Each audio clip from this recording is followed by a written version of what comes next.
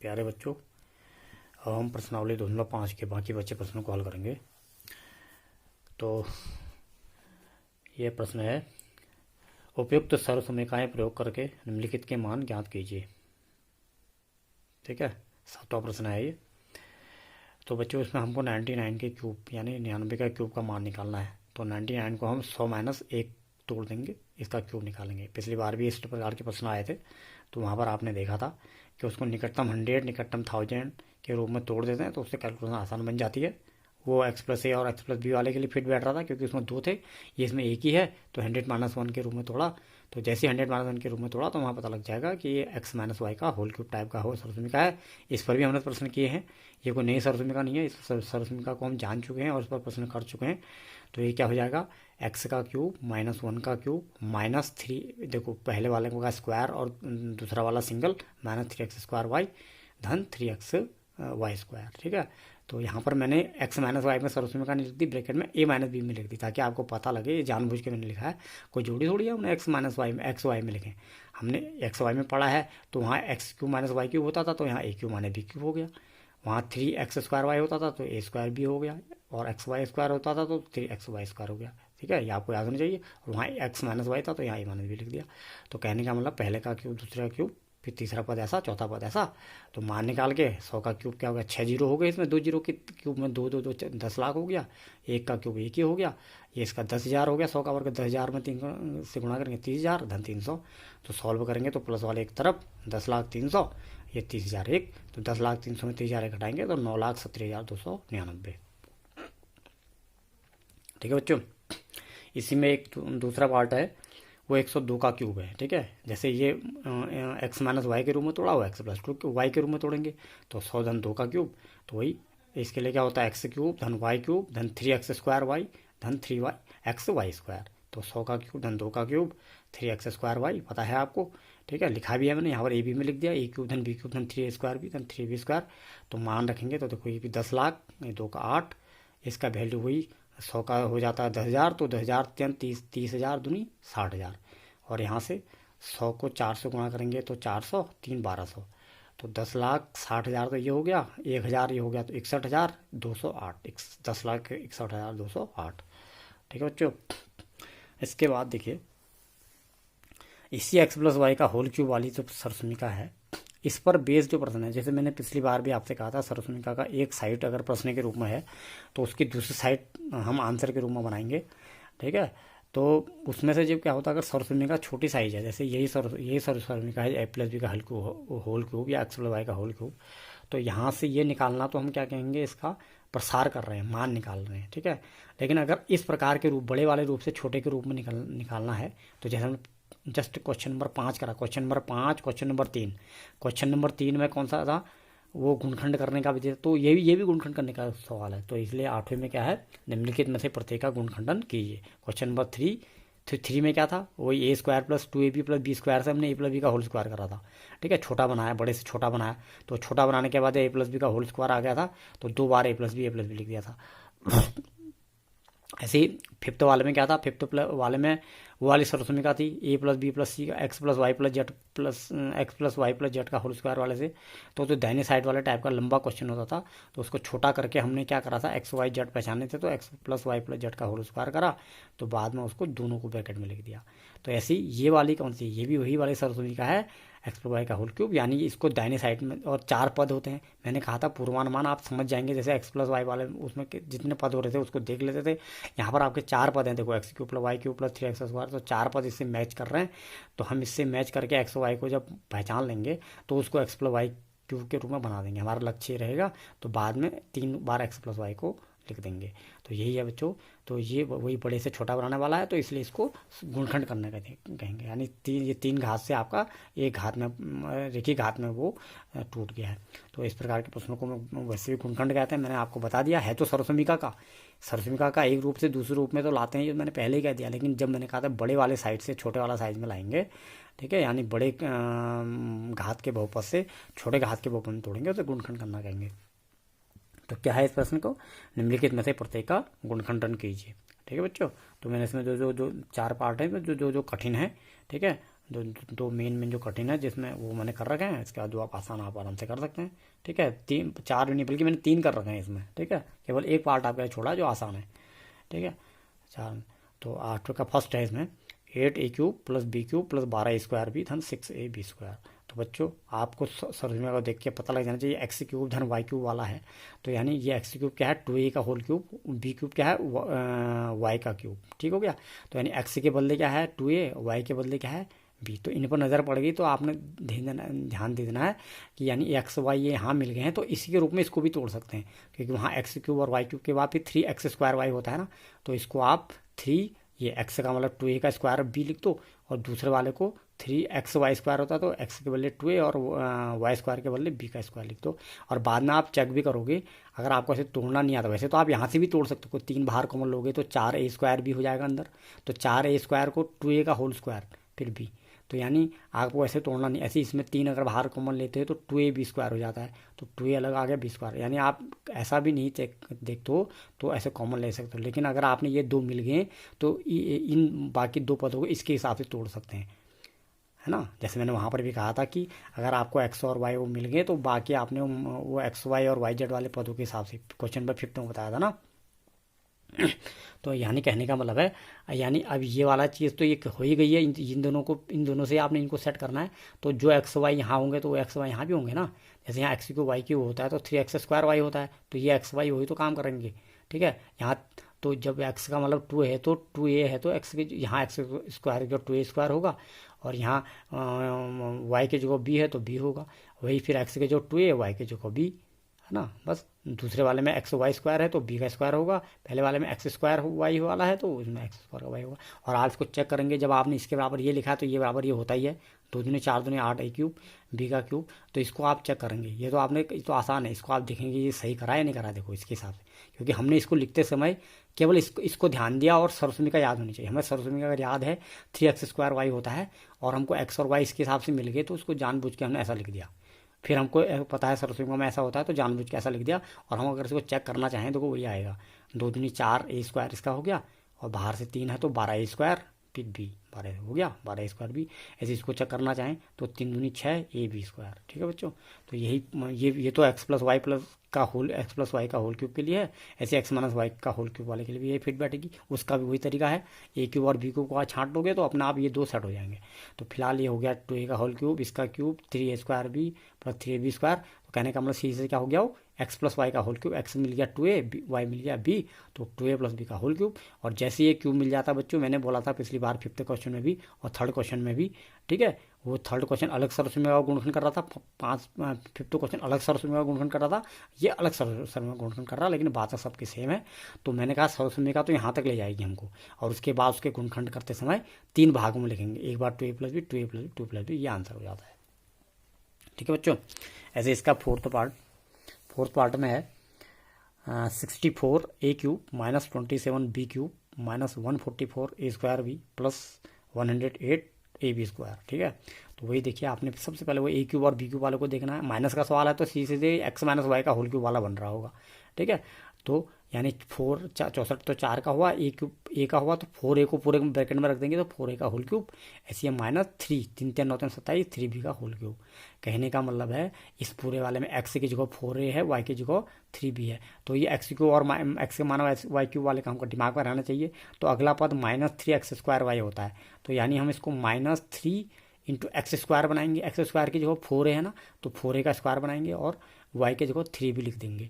और अगले वाले में क्या लिखेंगे हम 3xy², हमें ये याद तो होनी चाहिए ना पहले, तो अगले वाले में हम 3x के जो 4 है और 3b का होल स्क्वायर लिख देंगे। और अब उल्टा हम अगर चेक करना चाहें बच्चों, अभी हमने 144 को दिखा भी नहीं, ठीक है, हमने इसको इसके हिसाब से लिख दिया, तो देखो सही आता नहीं आता। देखिए ये 4 का वर्ग क्या होगा 16, 4 को 16 और ये 3 3 9, तो 16 में 144 ab और बाहर से माइनस है, यानी हो गया ना, हो गया। तो 44 144 a² ए भी नहीं a², ए का तो a² बना, तो 4 को 16 9 144 a² b, ठीक हो गया। ऐसे इसका देखो, ये 3 को 12 और यहाँ से 3 3 3 9, तो 12 9 108 ab²। ये कहने का मतलब है, ये आपको ट्रिक बता दी। अगर आप पहले 2 पदों के हिसाब से ए बी छांट लेते हैं, ए बी का मतलब एक्स वाई छांट लेते हैं, एक्स की जगह क्या है वाई की जगह क्या है, ठीक है, ठीक है सर। तो यानी सर्वसमीका के हिसाब से इनको सेट कर सकते हैं। तो अगले स्टेप में भी फिर आपने एक्स वाई पहले छाड़ लिया, तो लास्ट में आपकी नज़र, मैंने बोला था कि इस लाइन को तो आप वैसे सेट करके लिखते हैं, लेकिन आप डायरेक्ट आपकी नज़र यहाँ होनी चाहिए। जब आपको एक्स वाई यहीं मिल गया,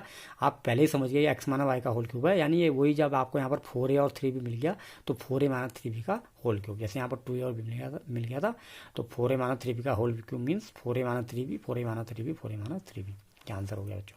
ठीक है, ये वाला क्वेश्चन मैंने इसलिए कर दिया 5वां वाला, क्योंकि ये क्या है, ये उसमें है, ये बट्टे में है। तो इसमें भी क्या है, पहले 2 पद आपने ढूंढ ली, ये 3p का होल क्यूब है, ये 1/2 16, ऊपर का तो एक घातांक के नियम से आपको पता है, ऊपर का वर्ग नीचे का वर्ग पूरे एक को पूरे बट्टे में डाल दो, उसके वर्ग के बराबर होता है। तो ऊपर तो एक ही रहेगा, नीचे 6 का वर्ग, 6 का क्यूब, एक का क्यूब, 1 गुणा 1 गुणा 1 एक ही हुआ, 6 गुणा 6 गुणा 6, यानी नीचे क्या है 6 का क्यूब है। तो 1 का क्यूब बट्टे 6 का क्यूब को पूरा 1/6 रख देंगे का होल क्यूब, ताकि हमको चाहिए तो ऊपर चाहिए ना क्यूब, यानी इसका क्यूब माइनस इसका क्यूब यानी ये x cube minus y cube type का हो गया। तो कहने का मतलब है ये वही एक्स माइनस वाई का होल क्यूब टाइप का बन रहा है।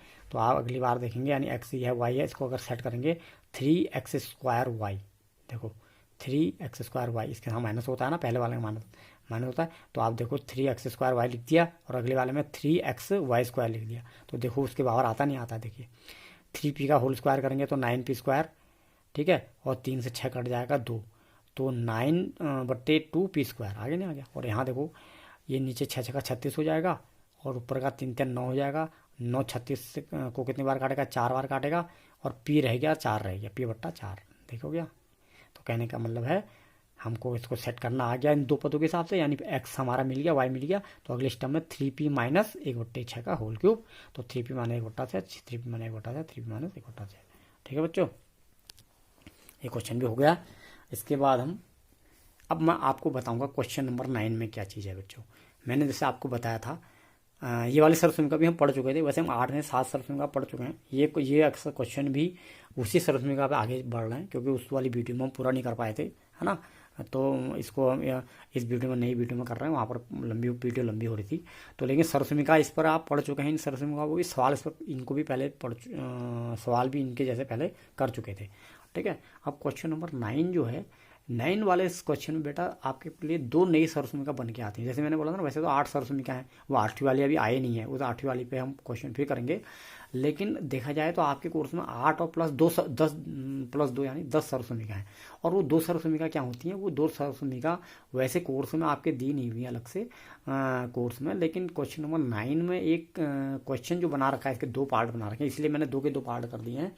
ठीक है, तो क्वेश्चन नंबर 9 के जो 2 पार्ट सत्यापित कीजिए वाला है वो हो रहा है, वो सर्वसमीका है। मैं आपको बताऊं, जो 8 के 8 सर्वसमीका हैं ये सभी सत्यापित होती हैं पहले, यानी कहने का मतलब है एक साइड इनकी बड़ी होती है, एक साइड छोटी होती है। तो यानी जिस साइड बड़ी होती है तो इसका मतलब उस साइड गुणा करके ही बनती है सर्वसमीका, इतना समझ लीजिए।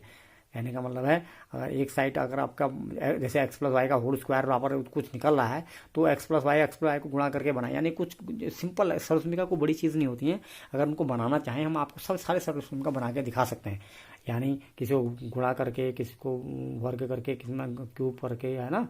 तो ऐसी कोई बड़ी चीज़ नहीं है वो, जैसे तो सर्वसमीका को बनाया यहाँ पर 9th वाले क्वेश्चन में जो 2 क्वेश्चन ही दे रखे हैं, वो भी एक नई सर्वसमीका बना रहे हैं, यानी आपको एक सर्वसमीका को सिद्ध करना है, वो भी एक तरह से आपकी सर्वसमीका है। और ये भी आपके को पता होना चाहिए, क्योंकि इस पर बेस 10वां क्वेश्चन है। तो सर्वसमीका क्या है बच्चों, 9वां क्वेश्चन का जो पहला पार्ट है, सिद्ध कीजिए कि x³ धन y³ बराबर एक ब्रैकेट में x + y, दूसरे ब्रैकेट में x² - xy धन y² को सत्यापित कीजिए। यानी आप समझ लीजिए कि ये भी एक सर्वसमीका है। कोर्स में तो आपके जैसे x + y का होल क्यूब तो दे रखा था, लेकिन एक x³ + y³ के लिए भी होती है, ये देखा आपने, x³ + y³ के लिए। तो आप क्या करेंगे, आपने सिद्ध करना है कि x³ + y³ इतना होता है, और एक x³ - y³ इतना होता है। यानी जब x³ + y³ हो रहा है, तो एक ब्रैकेट में x + y ले रहे हैं, और दूसरे ब्रैकेट में ये हो रहा है x² और xy और y² हो रहा है, केवल xy वाला माइनस हो रहा है। ऐसे इसमें भी हो रहा है, देखिए यहाँ भी xy एक ब्रैकेट में और यहाँ है, लेकिन फर्क कितना है, प्लस वाली सर्वसमीका में यहाँ प्लस है तो ये xy वाला माइनस है, और माइनस वाली सर्वसमीका में अगर यहाँ माइनस आ गया तो यहाँ सब प्लस है। तो मिलती जुलती सर्वसमीका सभी हैं। ठीक है, सर्वसमीका यानी ये 2 सर्वसमीका आपस में मिलती जुलती हैं। तो यानी एक समझ लीजिए कि आपकी ये 2 सर्वसमीका बन रही हैं। तो आपको ये सर्वसमीका बनानी है एक तरह से। तो कैसे बनाएंगे आप, यानी जब आपको उसमें सत्यापित कीजिए लिखा है कि ये बराबर ये सिद्ध कीजिए, मतलब दाहिनी साइड आपको यहाँ से लेकर यहाँ तक दे रखा है, बाई साइड आपको ये दे रखा है, तो सत्यापित कैसे करते हैं बच्चों, बड़े से छोटा लाते हैं। तो जो बड़ी साइड दे रखी है इसको इसके साथ गुणा कर देंगे, क्योंकि ब्रैकेट दाहिनी साइड में दो ब्रैकेट दे रखे हैं, तो आप अगर उनको गुणा करके बाएं के बराबर दिखा दोगे, ठीक है बच्चों, है ना। जैसे अगर मेरे को 6 बराबर 3 गुणा 2 है दाहिनी साइड में, बाएं साइड में 6 लिखा है मैंने, दाएं साइड में 3 गुणा 2 लिखा है, तो अगर मैं 3 गुणा 2 बराबर 6 दिखा दूँ तो इसका मतलब प्रूव हो गया वो नियम। तो ऐसे ये नियम प्रूव होना है। तो कहने का मतलब सर्वसमीका तो आपको ये दे रखी है x cube minus y cube बराबर इतना पूरा, तो इसलिए दाहिने पक्ष में ये है, बाएं पक्ष में ये है, तो इसलिए तो अगर हम क्या करेंगे, हम लिखेंगे RHS, तो RHS में दाहिनी साइड को पूरा उतारेंगे, जैसे यहाँ भी RHS में दाहिनी साइड को पूरा उतारेंगे। तो दाहिनी साइड से शुरू करके मतलब इसको शुरू करके यानी हम इस अगर बाएं साइड को ले आएंगे तो इसका मतलब हमने उन नियम को सिद्ध कर दिया। तो अगली बार फिर हम क्या नियम याद रखेंगे, यही नियम कि ये धन ये बराबर इतना पूरा होता है और ये माइनस ये बराबर इतना पूरा होता है। तो इस पर भी अगला सवाल प्रूव होता है।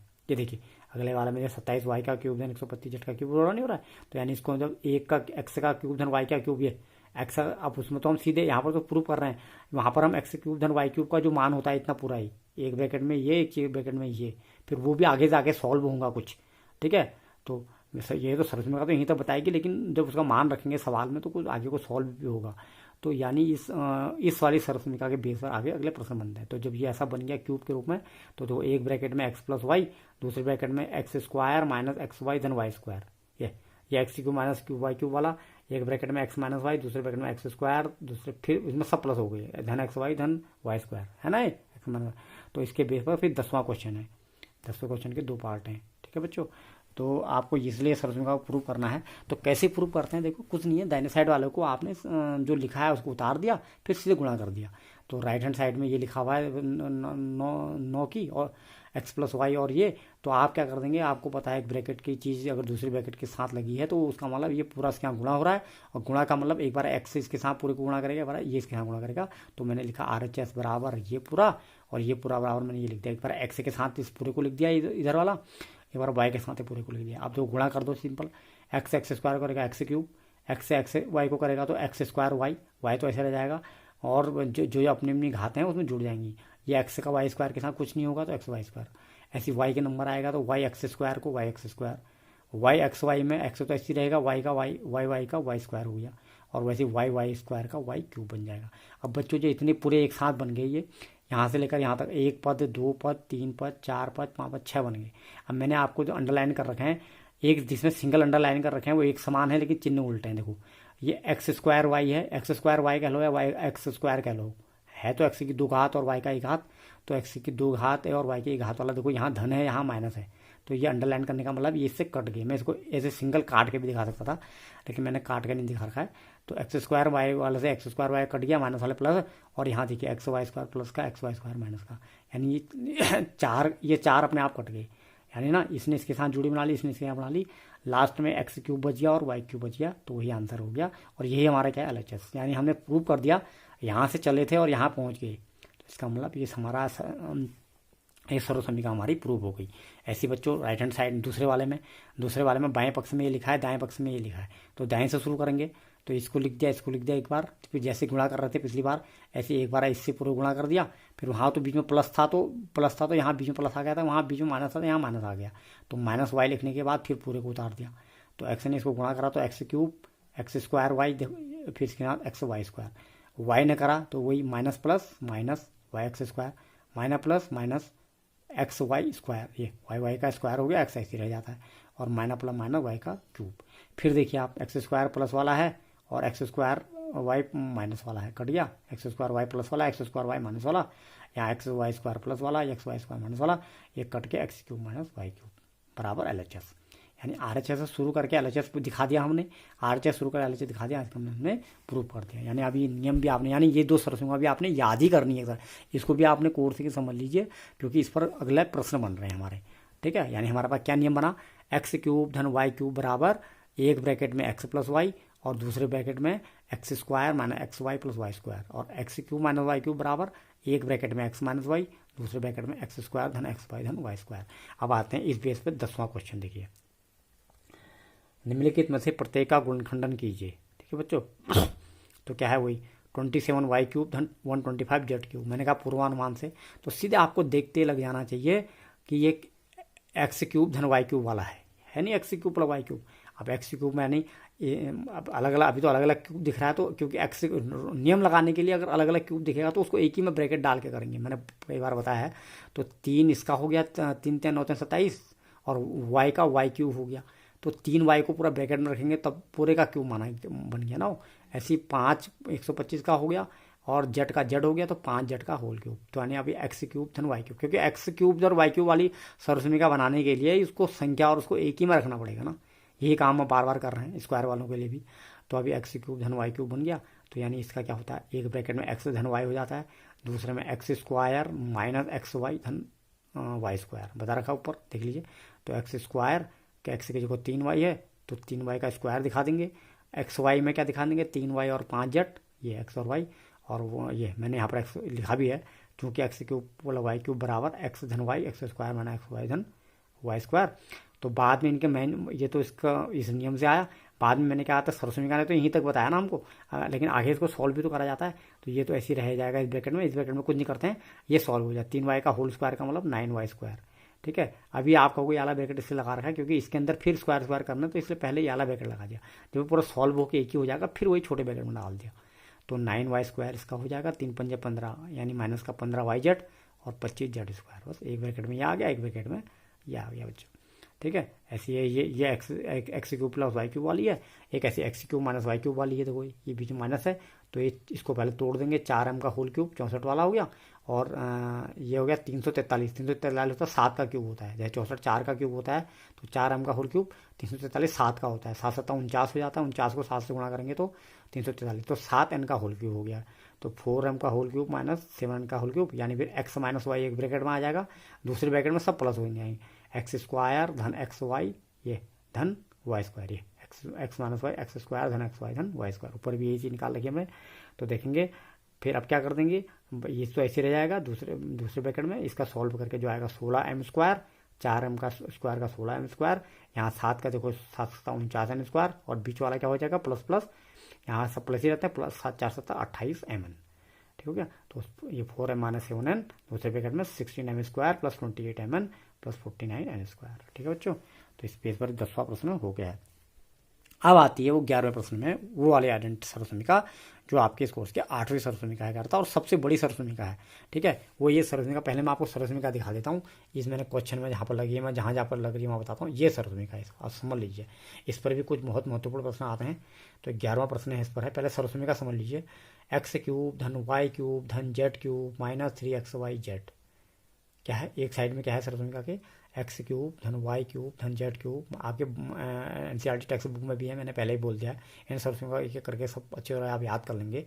x³ धन y³ धन z³ माइनस 3xyz होता है एक साइड में। दूसरी साइड में क्या होता है, एक ब्रैकेट में तो इतना होता है x plus y plus z, और दूसरे ब्रैकेट में देखो कितनी चीज़ें होती हैं, x² धन y² धन z² minus xy minus yz minus zx। ठीक है बच्चों, ये हो गया। तो ये सर्वसमीका है, यानी इस पूरे ब्रैकेट को इस पूरे ब्रैकेट गुणा करेंगे। तो बच्चों एक बात, जैसे हमने ऊपर नहीं किया था, एक सर्वसमीका के लिए हमने एक साइड छोटी साइड थी, दूसरी साइड बड़ी साइड थी, ये गुणा ये, तो इसको गुणा करके हमने ये दिखा दिया था ना। तो अगर हमको यहाँ भी इस सर्वसमीका को बनाना होता ना बच्चों, तो अगर मैं ये ब्रैकेट की चीज़ को इस पूरे ब्रैकेट की चीज़ से गुणा करता, तो पहले तो बहुत आता गुणा करके, बहुत पद आते भाई, बाद में कुछ कट कुट के क्या हो जाता है, इतने रह जाती है, 1 2 3 4 रह जाते हैं। यानी ये सब सर्वसमीका ऐसे बन सकती हैं। ठीक है, हालांकि इसमें इस वाले सर्वसमीका को बनाना तो नहीं है, लेकिन एक दूसरा बनाना है। देखो ये राइट हैंड 12 वाले में, तो उसमें भी वही है, उसमें भी सत्यापित कीजिए वाला है। तो अगर यही सत्यापित कीजिए वाला कोई सर्वसमीका आती है सर्वसमीका की तरह ही हो, वो भी सर्वसमीका का दूसरा रूप है एक तरह से, दिखाओ सत्यापित कीजिए कोई आता है, तो जिस साइड हमको बड़ी बड़ी लग रही है उस साइड अगर ब्रैकेट में 2 अलग अलग ब्रैकेटों में अगल बगल में है चीज़ें हैं, तो उनको गुणा कर लेंगे। तो यहाँ पर भी अगर मुझे इस सर्वसमीका सत्यापित करना होता, इसको देखो एक बार x का नंबर लगाता पूरे के साथ, एक बार y का नंबर लगाता, z का नंबर लगाता, देखो कितने बड़े टर्म आते, बहुत टर्म आते, लेकिन बाद में कुछ कट कुट के, ये जैसे वही टर्म प्लस में आ जाते, वही टर्म माइनस में आ जाते, तो कट के लास्ट में ये 4 टर्म बच जाते। ठीक है, तो अभी आपने ये फिलहाल करना नहीं, आप घर में अगर प्रैक्टिस करना चाहे कर सकते हैं। तो ये सर्वसमीका आपको फिलहाल याद होनी चाहिए, बहुत इंपॉर्टेंट है। x³ धन y³ धन z³ माइनस 3xyz बराबर, एक ब्रैकेट में x plus y plus z, दूसरे ब्रैकेट में x² धन y² धन z² minus xy minus yz minus z। क्रम से देखो xy है पहले, फिर yz है, फिर zx है। ठीक है बच्चों, तो ये सर्वसमीकरण। अब प्रश्न क्या था फिर, देखो सर्वसमीकरण तो ये हो गई, प्रश्न तो हमने पढ़ा ही नहीं। देखो प्रश्न क्या है, देखो गुणनखंडन कीजिए, गुणनखंडन कीजिए क्या है, 27x³ plus y³ plus z³ minus 9xyz, यानी 27x³ धन 9y, 27x³ धन y³ धन z³ माइनस 9xyz को गुणनखंडन कीजिए। तो बच्चों हमको जब अगर सर्वसमीकरण याद पहले से होगी तो वो तो पहले याद करनी है, वो तो मैंने यहाँ पर नीचे हर सवाल के बीच में जहाँ पर लगती है वहाँ पर दिखाना भी है, ठीक है। लेकिन सर्वसमीकरण आपको पहले याद होनी पड़ेगी। अभी ये आपका पूरा सॉल्यूशन हो देख लोगे तो इनसे पहले आप सारे सर्वसमीकरणों को याद करोगे एक साथ, ठीक है बच्चों, तब जाके आपने क्वेश्चन करना है, ठीक है। तो अगर आपको पहले से याद होगी तो सवाल को देख के आप पहले समझ जाएंगे कि ये तो x³ धन y³ धन z³ माइनस 3xyz टाइप का है, तो यानी वही तो x की जो, लेकिन क्या है 3x, देखो 3x का होल क्यूब है, नहीं है 3 मैंने कहा था 3 का होल क्यूब है और x का x³ है, तो दोनों को ब्रैकेट में लेके 3x का होल क्यूब, y के साथ कुछ नहीं है y का ही क्यूब हो जाएगा, z के साथ कुछ नहीं है z का क्यूब हो जाएगा। तो कहने का मतलब है जो सर्वसमीकरण में x³ y³ z³ होता है तो x की जगह तो 3x हो जाएगा और y की जगह y, z की जगह z। तो यहाँ भी हम इसको 3xyz होता था ना, जैसे ये x³ प्लस y³, जब यहाँ x और y और z के क्यूब हो रहे हैं तो यहाँ xyz हो रहा है। तो यहाँ भी जब उसको हमने x के बदले 3x का क्यूब कर दिया तो 3xyz में भी x की जगह 3x, यानी जहाँ जहाँ अगर यहाँ मैंने कहा ना अगर एक बार x आपने पहचान लिया कि x की जगह 3x हो रहा है तो यहाँ 3xyz की जगह भी तो x की जगह 3x होगा। तो इसको ऐसा दिखाया जाएगा 3x into y into z, और उल्टा गुणा करके आप चेक करो तो देखो 3 3 9 9xyz बन गया, नहीं बन गया, यानी आपको मिल गया xyz। यानी सर्वसमीकरण को क्वेश्चन को सर्वसमीकरण से मैच करा के XYZ ही पहचानना होता है भाई बच्चे, है ना। XY में सर्वसमीकरण तो XY में, ये तो Z में भी होती है सर्वसमीकरण, ये तो बड़ी सर्वसमीकरण है। तो अगर ये मैच कर गया XYZ मिल गया तो बस उसको सर्वसमीकरण के ऐसा अकॉर्डिंग सेट कर दो, क्योंकि मैच कराने का मतलब आपने सर्वसमीकरण का एक साइड मैच करा दिया ना उसका, ये x³ plus y³ plus z³ minus 3xyz type का बना दिया आपने उसको, माइनस 3xyz टाइप का बना दिया। तो यानी दूसरी टाइप का दूसरी साइड की तरफ उसका आंसर हो जाएगा, यानी दूसरी साइड में x plus y plus z होता है तो यानी ये हो जाएगा 3x plus y plus z, ये क्योंकि x की जो 3x है ना, तो 3x plus y plus z, तो फिर x² की जगह 3x², y² की जगह y², z², फिर xy की जगह वही 3xy माइनस के साथ सब माइनस है, yz की जगह yz है और zx की जगह फिर z इंटू एक्स की जगह z इंटू 3x, ये हो गया सॉल्व। तो कहने का मतलब आप क्या कर दिया, ये मैंने कहा ये ब्रैकेट चीज तो ऐसी हो गई, सर्वसमीकरण तो यहीं तक दिया, लेकिन इसको आगे सॉल्व जब करेंगे जैसे मैंने कहा सॉल्व कर रहे हैं तो 3 3 9x² धन y² धन z², वही 3xy, यानी इसके बाद मैंने बोला ये है, ये तो खाली नियम लिखा था मैंने, यानी इसके बाद ये, इसके बाद ये, इसके बाद ये, ठीक है। वो तो ब्रैकेट में हमने देखो, क्योंकि जिस स्टेप में हमने लगाया, क्योंकि इस स्टेप से हमने इस स्टेप में हम आए तो तब इसके बाद में या इसके बगल में लिखते हैं, यानी ये स्टेप के बाद क्यों लिखा, क्योंकि इस स्टेप के बाद हमने जब ये लिखा तो हमने इस नियम का यूज करा, तो इसलिए यहाँ पर लिख दिया है मैंने। अब आगे को मतलब सर्वसमीकरण यहीं पर तक लग गई, मतलब यानी जिस स्टेप के बाद मैंने लिखा है इसका मतलब इस सर्वसमीकरण लग गई, आपको नहीं लगाना है, अब तो उसको खाली रीअरेंज करना है बस, ठीक है। तो रीअरेंज करने का मतलब देखो ये रीअरेंज करने का उसका जो आगे सॉल्व होता है तो 3 3 9x², इधर तो कोई सॉल्व नहीं होता, इधर ही सॉल्व होता है, 9x² धन y² धन z², ऐसे इसका 3xy, इसका yz, इसका 3 3 9 नहीं ना 3 3 9 नहीं, 3 नहीं है, खाली 3 ही है वो, 3zx का माइनस, ठीक हो गया। तो बस ये आंसर हो गया, ठीक है बच्चों, बस तो ये इसका आंसर हो गया, ठीक है। आपने इस सर्वसमीकरण का उपयोग कर लिया। तो इसके बाद प्रश्न नंबर 12 आपके पास है, वही जैसे मैंने कह रहा था सत्यापित कीजिए भी होता है, तो सत्यापित कीजिए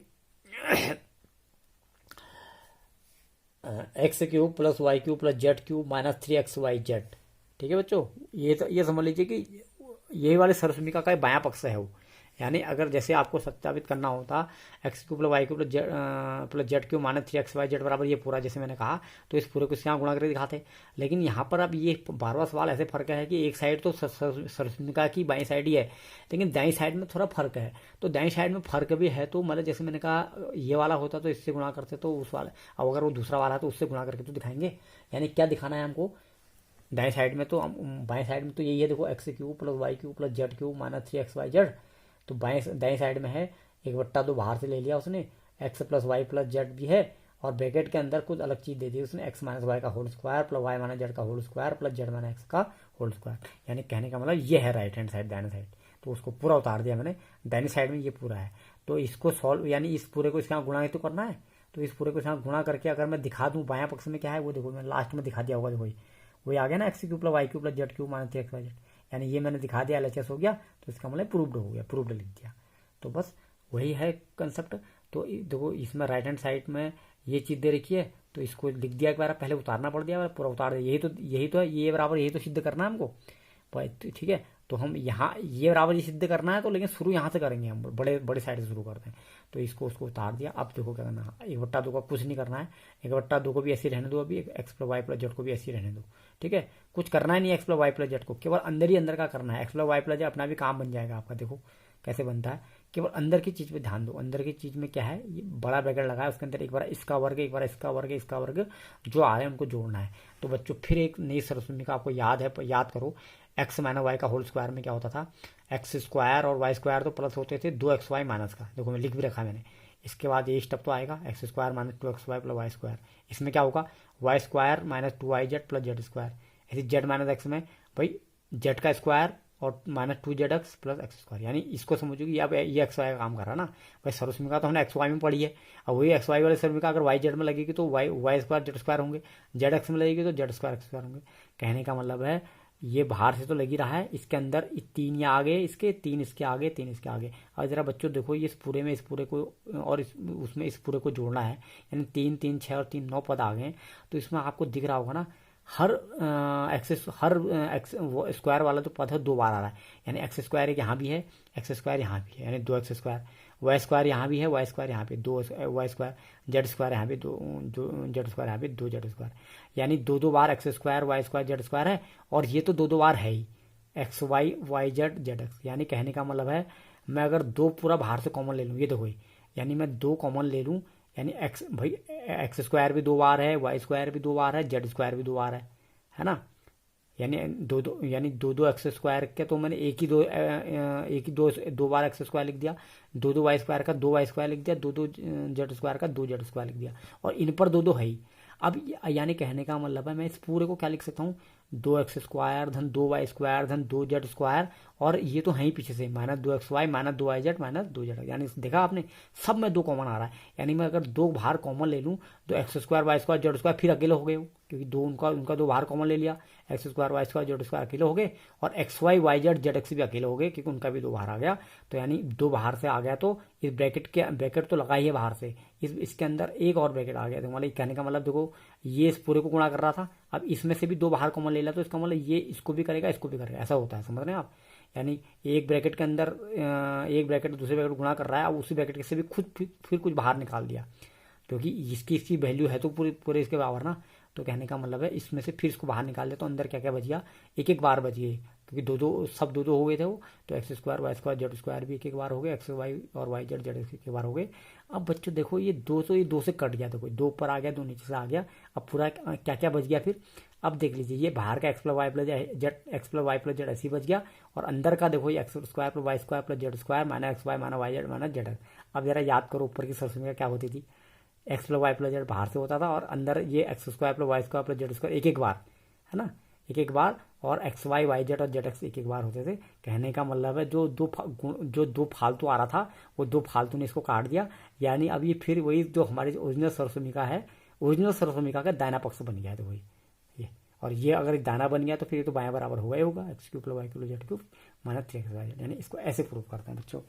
कंसेप्ट वही है, मैंने बार बार बताया है कि जिस सरस्वती को सत्यापित करना है, ठीक है, क्या उसको दाहिने पक्ष, उसको क्या करना है हमने, उसके दाहिने पक्ष में जो भी है उसको सवाल को यह है, ठीक है, सरसुआ नहीं भी कहते तो सवाल ही समझ लो उसको, जिसको भी सिद्ध करना है तो दाहिने पक्ष को उसको गुणा करके सॉल्व करना है, ठीक है। और यहाँ पर तो देखा जाए तो इसको गुणा भी नहीं करा इतना, इसको अंदर ही सॉल्व करके इतने में काम बन गया, क्योंकि ये x plus y plus z हमारा बाहर को केवल ऐसी रहेगा, केवल अंदर की चीज़ सॉल्व हुई तो उसमें 2 पद आ गए, 3 पद आ गए, 3 इसके 3 इसके 3 इसके। तो हमने देखा तो 2 बार एक्स स्क्वायर वाई स्क्वायर और जेड स्क्वायर, तो 2 बार x square y square z square आ गए, और 2 बार एक्स वाई वाला आ गए। तो पूरे में से बाहर ले लिया तो x square y square z square एक बार रह गया, एक्स वाई जेड वाला एक बार रह गए। बाद में 2 को 2 से काटा तो अंदर सिर्फ इतना रह गया, x square y square z square एक बार वाले, x y z z x एक बार वाले, और x plus y plus z बाहर से चली रहा है। तो यानी वो क्या हो गया, राइट, इसकी सरस्वती का दाहिना पक्ष बराबर बायां पक्ष बराबर LHS। यानी हम दाएं पक्ष से चले थे, बाएं पक्ष से लाके हमने प्रूव कर दिया, ठीक है बच्चों। अब देखिए जो अभी आपने सरस्वती का पढ़ी है ना, ये तो ये 11वां वाली x cube plus y plus z cube, यानी इस पर सवाल चल रहे हैं अभी लास्ट पर हमारा अंतिम चरण में है, क्योंकि अंतिम सरसमीका चल रही है। तो इस पर बेस है। तो 13वां 14वां प्रश्न जो है, ये 13वां और 14वां प्रश्न बहुत महत्वपूर्ण प्रश्न है। ठीक है, इनको आप अच्छी तरह कर लीजिए। ठीक है, मैंने इसके ये 13वां को भी कर रखा है, 14 के अंदर तो 2 पार्ट हैं, दोनों पार्ट मैंने कर रखे हैं, इसको आप समझ लीजिए। और छोटे आंसर है इनके, बहुत बड़ा आंसर नहीं है। तो देखिए सर्वसमीका के आधार पर हमको ये क्वेश्चन प्रूव करना है। तो क्या प्रश्न है 13वां, यदि x plus y plus z बराबर 0 हो तो दिखाइए x cube plus y cube plus z cube बराबर 3xyz।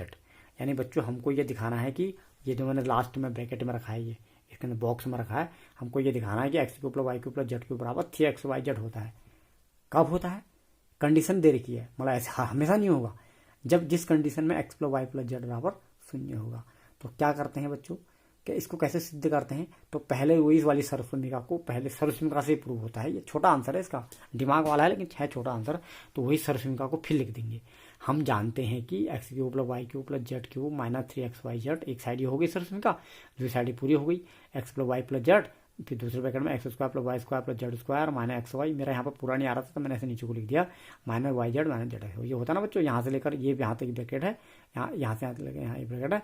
और इसी सर्वसमीका को मैंने समीकरण नाम भी दे दिया, क्योंकि सर्वसमीका अपने आप में समीकरण भी तो है ही, जिसके अंदर बराबर का चिन्ह आता है। और दो इधर के बहुपद और इधर के बहुपद के भी बराबर का चिन्ह आ गया तो वो समीकरण तो है ही।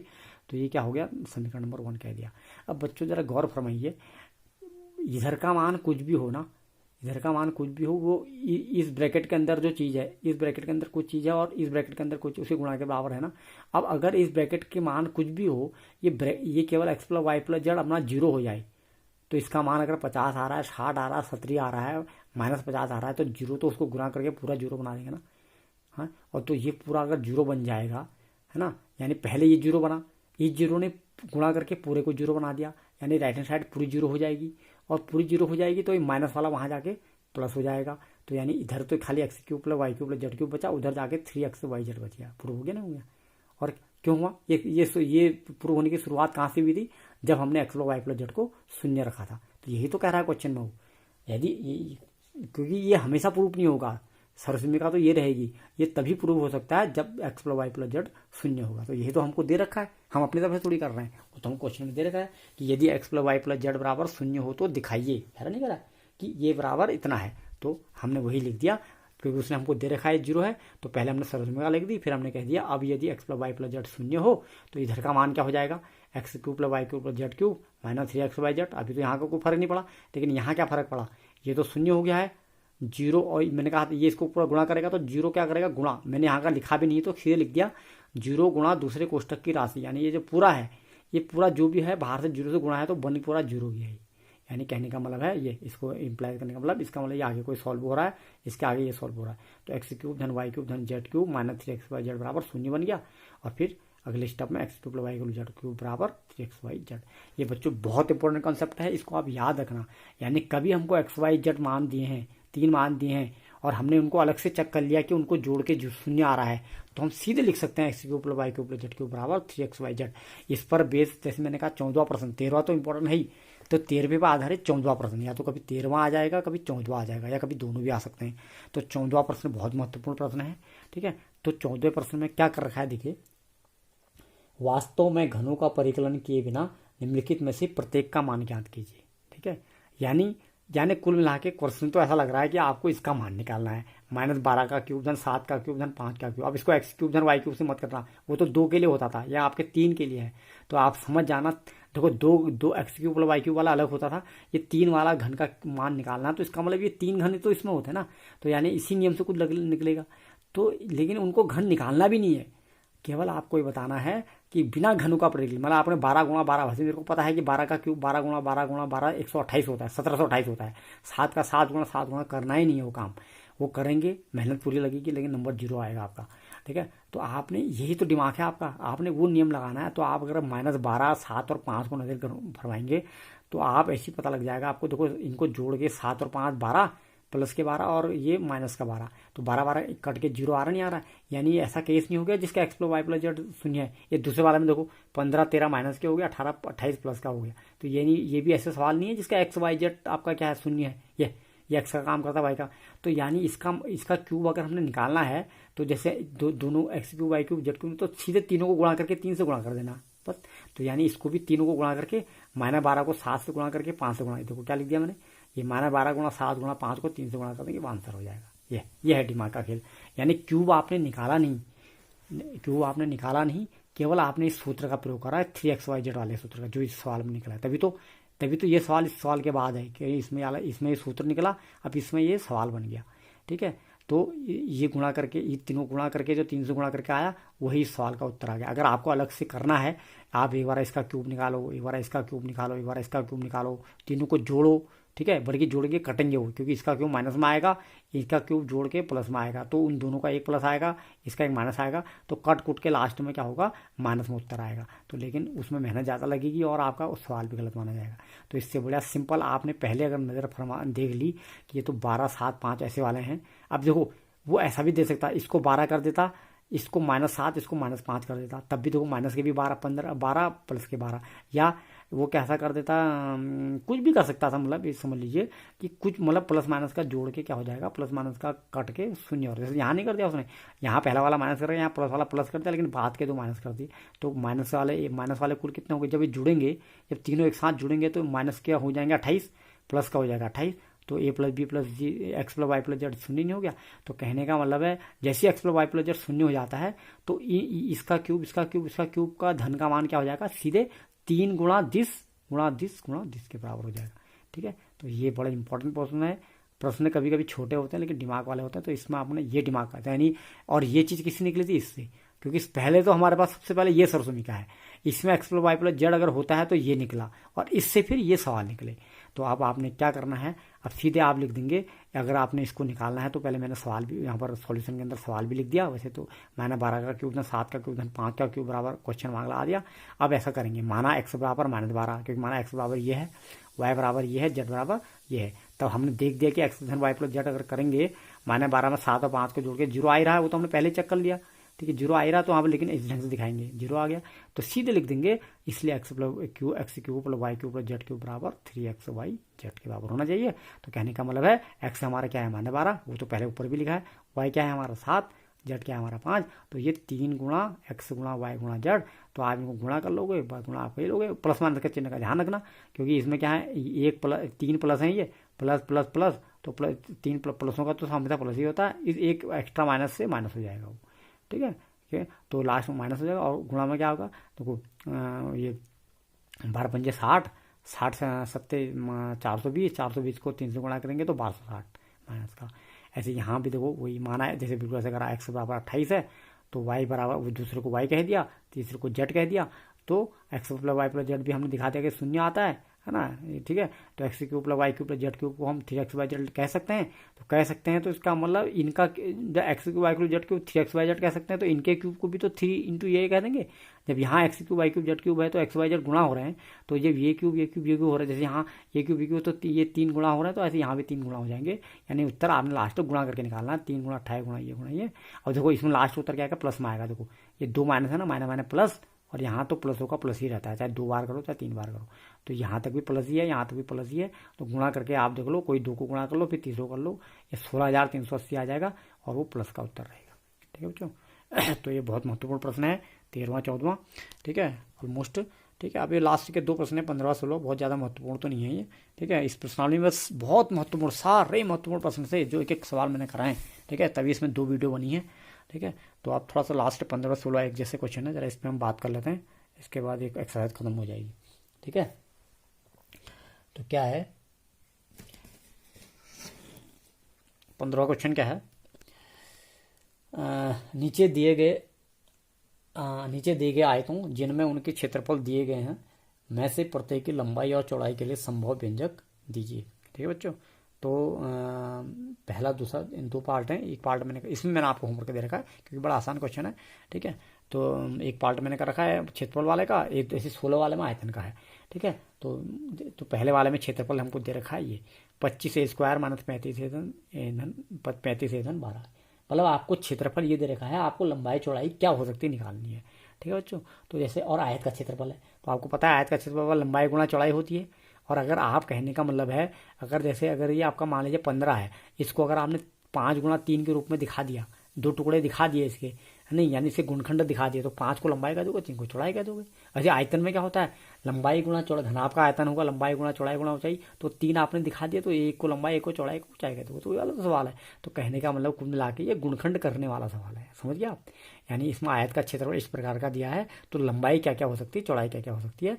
तो जब ये क्षेत्रफल है, क्षेत्रफल तो लंबाई गुणा चौड़ाई करके होता है ना। तो यानी इसके लंबाई गुणा चौड़ाई को रूप में दिखाएंगे ना। यानी ये समझ लो 15 है, तो इसको 5 और 3 के रूप में दिखाना है। तो 5 और 3 के रूप में कैसे टूटेगा, 15 को तो आपने 5 × 3 सीधे लिख दिया, लेकिन ये तो द्विघात बहुपद है ना। तो द्विघात बहुपद के टुकड़े कैसे होंगे, 2 अलग अलग टुकड़े होंगे, जैसे हमने सीख रखा है। तो वो अलग अलग टुकड़े किस नियम से होंगे, वही जो हमने x² + bx + c वाला से कहा है ना।